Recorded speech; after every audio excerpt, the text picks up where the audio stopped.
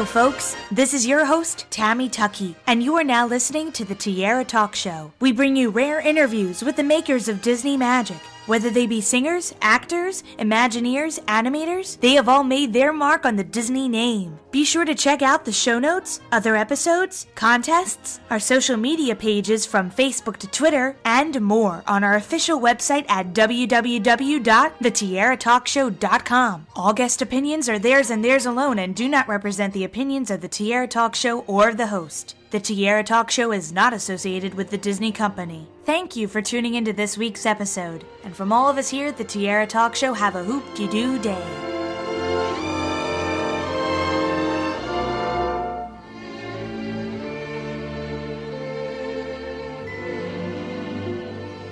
I'm excited to welcome this week's Tiara Talk Show guests, Lesley Ann Warren and John Davidson, to the show. Welcome. Thank you. Hi. Thank you very much. Nice to be here.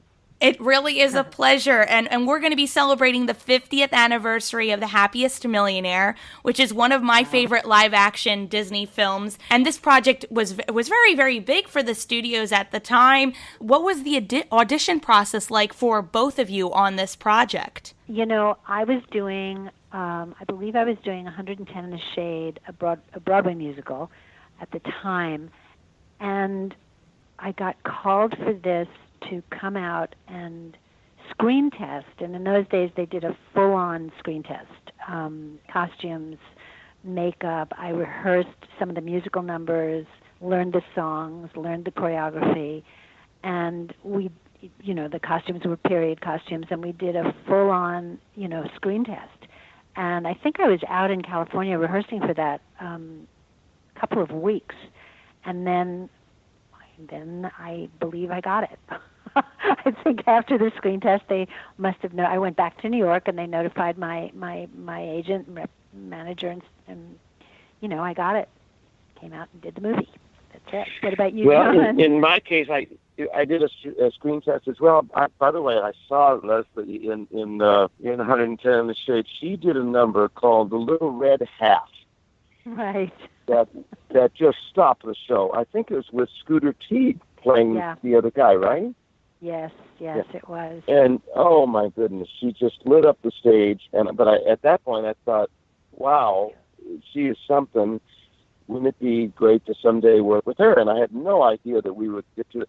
So my screen test was with Shelley Fabre. Wow. Nanette Fabre's daughter, yeah. And obviously, she didn't get it, but I did, and I didn't know that Lesley Ann was the female, was the ingenue. So, I guess we both tested for it, and for both of us, it was our first film, right, Lesley?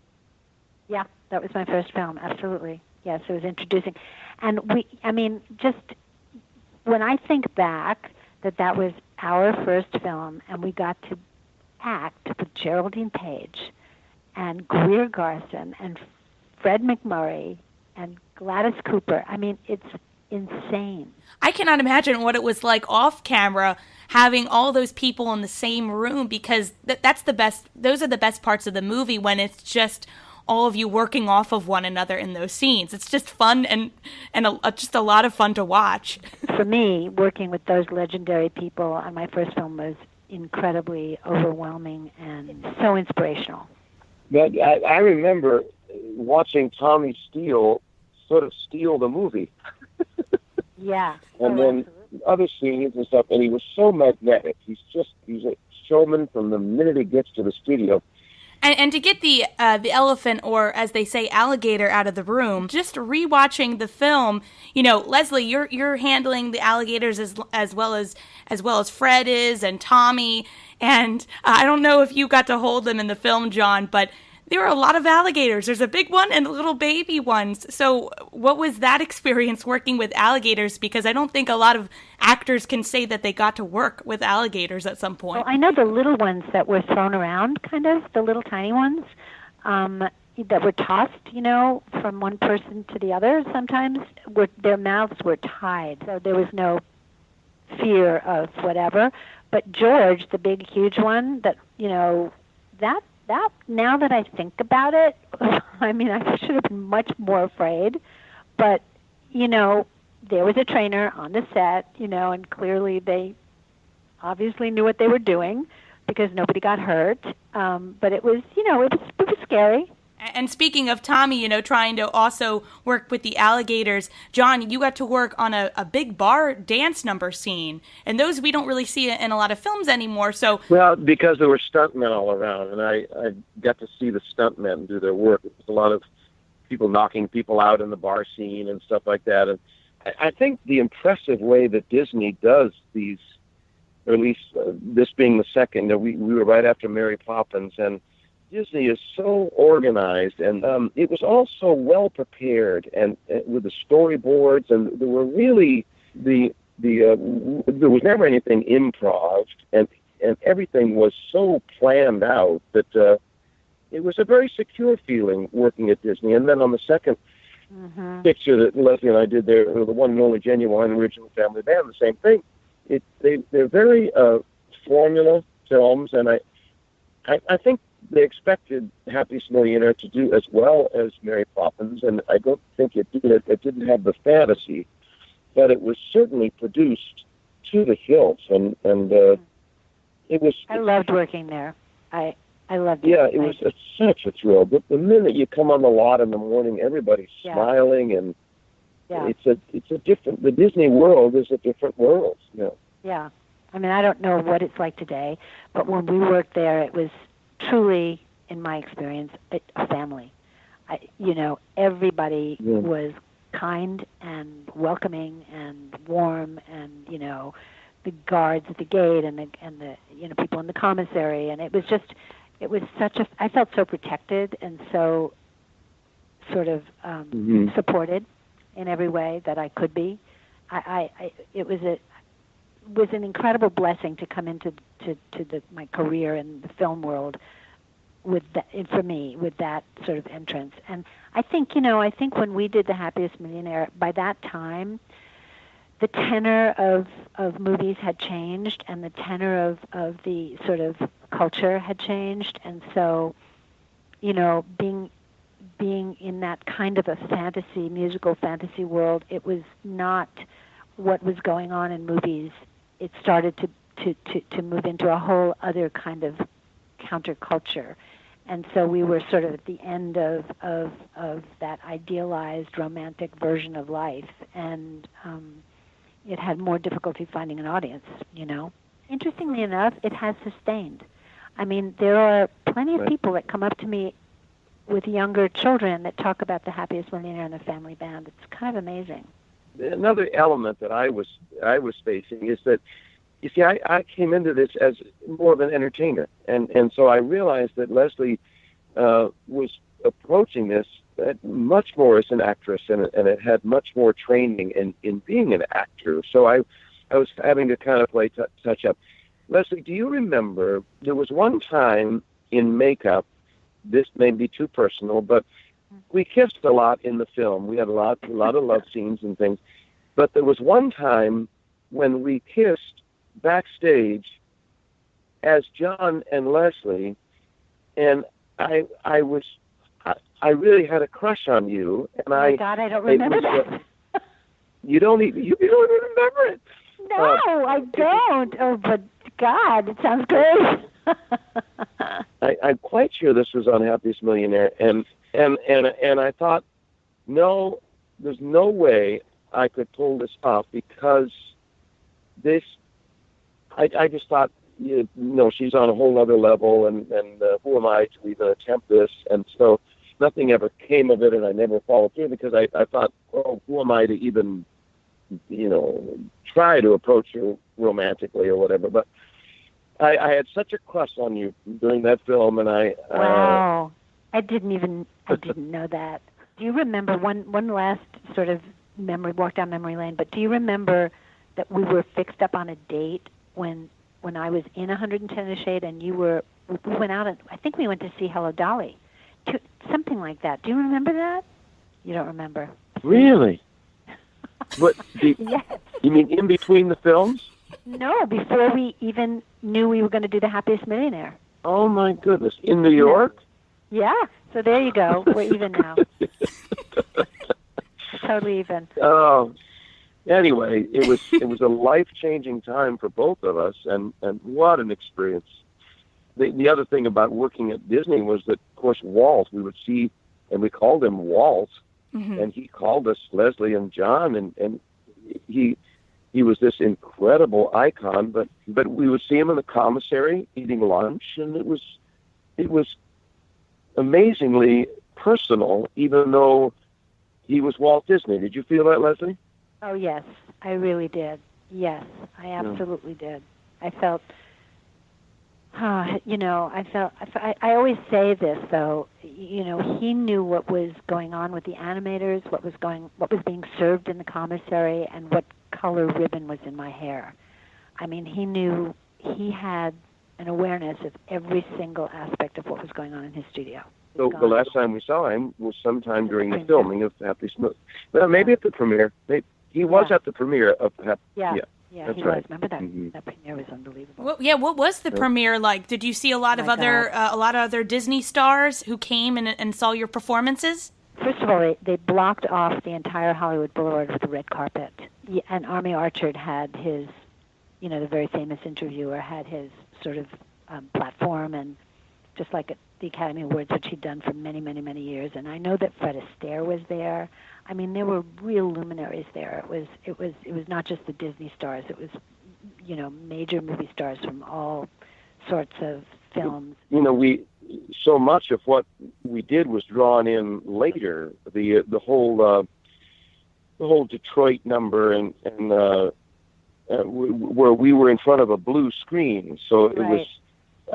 That was another shock for us coming into film. And you guys have lovely songs to sing, and one I really wanted to point out, besides Detroit, because I love Detroit, one that not a lot of people hear about is Valentine Candy and Boxing Gloves. And as a girl, I could connect with this absolutely, because, there's that time, and I think boys can too, there's that time in your life when you are not a kid anymore. You are growing up, and it is time to make your own decisions about who you are as a person, and it's very difficult. So it's a lovely tune. It's a great number. Yeah. It's very relevant. I agree with you. It's a continuing relevant story for young people. Who am I? Who am I going to be? I relate to both sides of me, and and many more sides. And what does that mean? And I understand the complexity of that question, and I thought it was really smart for them to have that, to include that. Because young people really especially relate to that. I know we're doing the Happiest Millionaire, but you know what number I love in the family band, About Time? Don't you love that number, John? Which one is that? About time. Oh, yes. Oh, yes, I'm sorry. That number. And I love the way it was staged, over the whole Disney Ranch, and it was just beautiful. Yeah. I think that's my favorite of the songs, I got to say. And of course, the setting was so pretty. Yeah. And out at the Disney Ranch, and that was just really perfect. I thought the relationship between Lesley and Fred MacMurray was so the father-daughter thing. He was so befuddled, and this girl was growing up in front of his eyes, and I thought that relationship was done so well. Yeah, it was beautiful. Have you seen him since the film? Did you see Fred MacMurray after the film? I didn't either. No, I don't think I ever did. At that time, I was hosting the Tonight Show a lot and sitting in for Carson. And one time they said to me, well, don't you know any celebrities you could ask to come on? And I said, well, I worked with Fred MacMurray last year or whatever. They said, well, why don't you call him and ask him to come on the Tonight Show as your guest? And I called him at home, and he said, I could never do something like that. He said, I'm a very shy man. He said, I was a saxophone player. Oh. He said, I'm the least likely person to have made it in this business, and I'm just not that comfortable playing Fred MacMurray. He was very honest with me, and he was so sweet. But don't you think, Lesley, he was a little bit uncomfortable socially, right? He was. I remember him on the set. He always had his face buried in a newspaper. He didn't talk to me on the set. Not that he was not kind, but he just didn't, he didn't talk. And he was kind of, I wouldn't say a loner, but just somebody who kept to himself, even on set when everybody was very sort of, talking or whatever. But the minute you were in a scene with him, he was so present, and I felt that he was my dad, and such warmth and such, he was a great actor. He was a great actor. I must say, you mentioned Geraldine Page. I'm in awe of her because I always thought she was a little crazy. I mean, I just thought, what planet is this lady on? Did you feel that she was marching to the beat of a different drum? When I was like 16 or 17 or something, before we started all this, I was studying with Lee Strasberg, and he invited me to come to a rehearsal that he was directing of Geraldine Page, Kim Stanley, and Shirley Knight in The Three Sisters. And I'll tell you, I couldn't, my mouth was just hanging open. It was like, oh my God, the brilliance of these three women. So I got to see her process, and plus I was in such awe of her anyway as an actress, one of the legendary women in our business. And what I found out later, because I was very close friends with Jack Elliott and his wife Bobby Elliott, and Jack Elliott was the musical supervisor on both movies, was that she was terrified of the singing. So that kind of made her human to me, So when it came to act with her, it was easier for me to discount the legendary aspect of her and just really deal with her as your mother. But she was brilliant. Mm-hmm. Oh my God, so brilliant. But musically, we should talk about Jack Elliott. He was so supportive, and I used to see him being so supportive of Lesley, but he was with me as well. And what a sweet man! I was so scared. I always thought of myself as a dancer. That's what I always thought of myself as. So, yes, I sang, but I always thought of myself as a dancer. So it was scary to me to do all of that music. So he took great care of me. And his arrangements were so complex. I remember several times saying, the orchestra's doing all these. Right. So when do I come in? When do I start singing? Right. Because his arrangements were just symphonic and so multi-layered and Jack Elliott is just a wonderful orchestrator and I guess, was he musical director of the film? Is there such a position? I don't know. Yeah. Are we dancing? Oh my goodness! What a! Isn't it beautiful? I know. So I remember realizing that that's another area where Lesley was way ahead of me, and she was doing circles around me, and she was so. Lesley, you were so patient with me, trying to do a waltz, just trying to do that. A really good waltz. I mean, it looks so simple. 1, 2, 3, you did 1, 2, 3. Beautifully. You did it great. Well, we finally got it good, but I can't remember. Is it Dee Dee? Who was the gal that I danced with most getting ready for you Dee Dee. before they even put me with you? I spent Dee Dee and her husband Mark. Yeah, mm-hmm. I danced with Dee Dee. She said, "No, keep your back straight, because Leslie's going to be wonderful in this, and you want to be able to keep up with Lesley." But what a beautiful set, and that was done so beautifully. It was enchanting. I mean, it was a very, very, very special time and a real gift.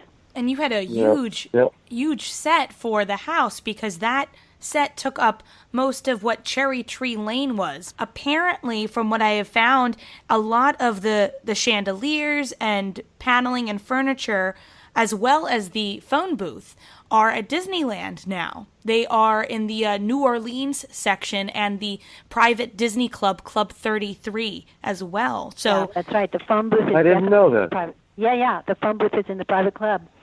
Absolutely. And a couple of years ago, my stepdaughter and her family were visiting, and so we arranged to go to Disneyland, and they, were so kind and gave us a special tour and a guide and all of that. But we had lunch in the private club, and there was the phone booth, and all I had to do was take photos in the phone booth with them, for them, and we got this fantastic tour and lunch and blah blah blah. But it was so sweet to see that again. That street when we were shooting over there on the Disney, where we used the exteriors for that house. My memory from there is that one day, because every time Walt was coming down to the set, everybody would say, Walt's coming, Walt's coming, Walt's coming. And he showed up with Billy Graham. And I have a picture of that. I have a photo of that. Yes, a signed photo from him. Oh, my goodness. Of that day. And we're in it. Geraldine Page is in it. I'm not sure you are, but I know, because you may not have. But anyway, I have a picture of that. I mean, these two icons of, it was just an amazing day. Yeah. And another scene, which I'm finding a lot of people there's a recreation by two gentlemen who love this scene called Bayum Pum Pum. The whole dance number, these two guys did it shot for shot, Lesley. I need to send you this link. Sure. But I'd love to see it.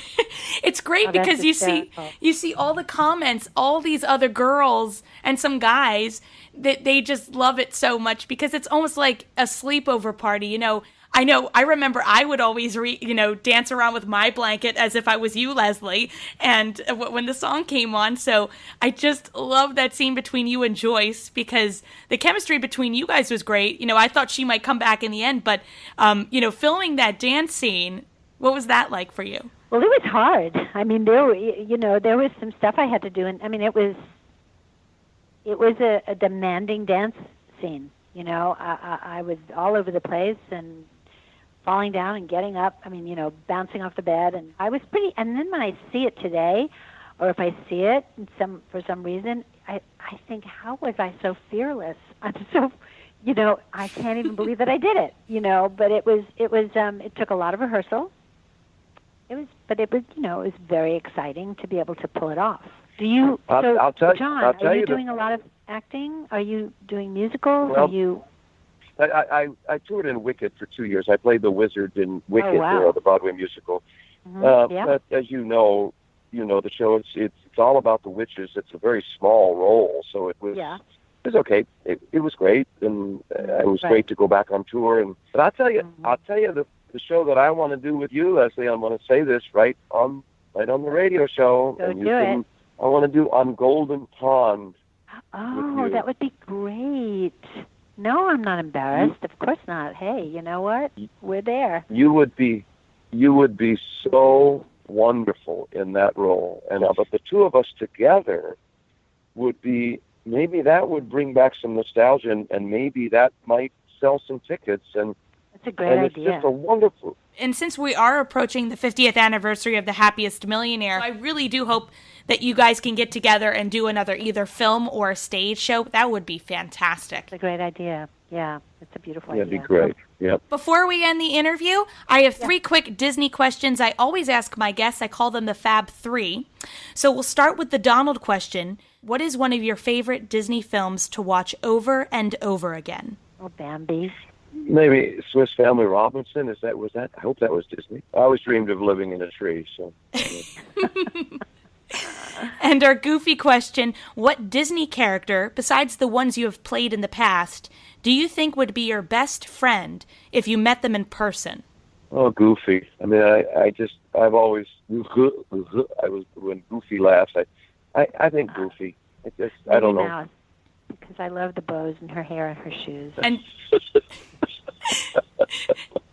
And speaking of Minnie, our Mickey question, if I asked you to name any Disney song at this very moment, what immediately comes to mind? Well, I just already said it, but About Time.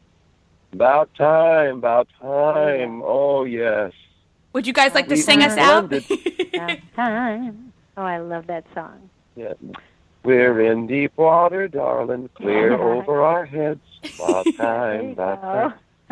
Thank you guys so much for coming on the you're show. welcome. And it was a wonderful reunion, and happy 50th. And here's to another 50 years of The Happiest Millionaire. It's definitely one of the best Disney live action films. So thank you. Thank you. Thank you. Bye, Lesley. I love you. Love you you, soon. John. I reached into the sky and touched